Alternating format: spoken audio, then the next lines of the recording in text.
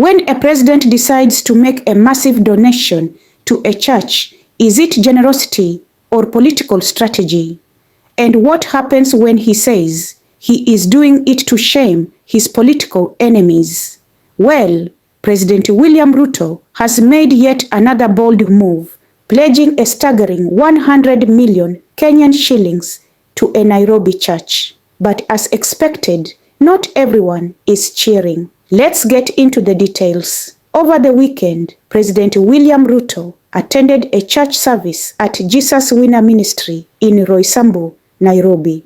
As the congregation worshipped, the head of state stood before them and made an announcement that left many talking. He personally donated 20 million Kenyan shillings towards the church's construction and promised to rally his friends to raise an additional 100 million Kenyan shillings.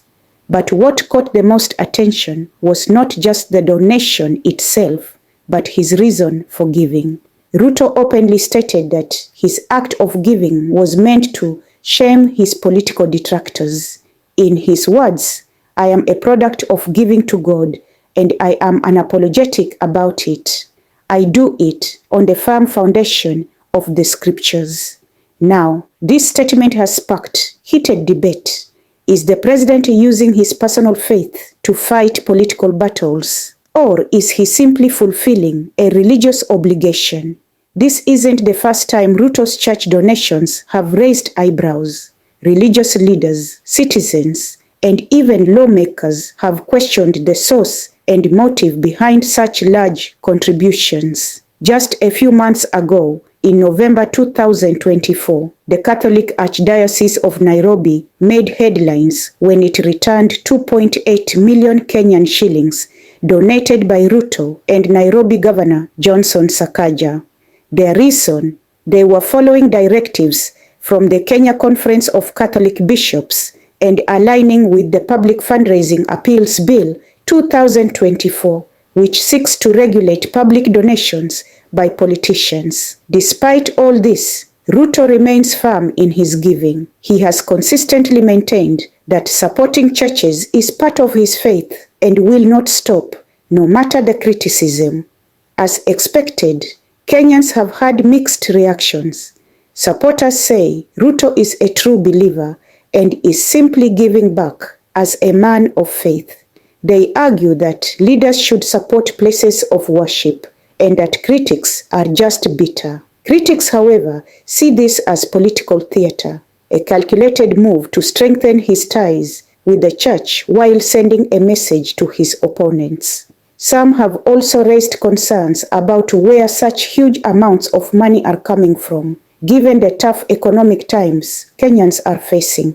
This donation also raises important questions about political leaders and their influence on religious institutions. Over the years, Kenyan politicians have used churches as platforms to solidify their support bases. With upcoming elections always on the horizon, many wonder whether these generous donations are driven by faith or strategic campaigning. Furthermore, religious institutions have increasingly become major players in the country's political landscape.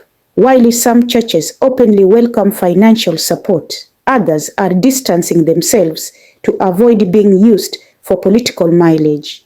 While millions are being donated, ordinary Kenyans are feeling the pinch of high taxes, inflation, and a tough economic environment. Many are asking, should such vast amounts be redirected to economic relief programs, job creation, or healthcare instead? At a time when citizens are struggling with rising costs of living, these donations bring into focus the issue of financial priorities and whether leadership should be focusing on economic recovery rather than large charitable contributions. So, is this about faith, politics, or both? One thing is clear: donations from powerful figures will always attract questions. While churches need support, many Kenyans also need answers. Can a struggling economy afford a president who gives away millions while citizens cry about high taxes and cost of living? Or should we celebrate a leader who remains committed to his faith despite criticism.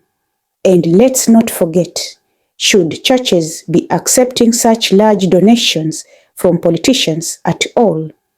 Sauti Mzalendo, what do you think? Is this generosity or a power move? Let's talk.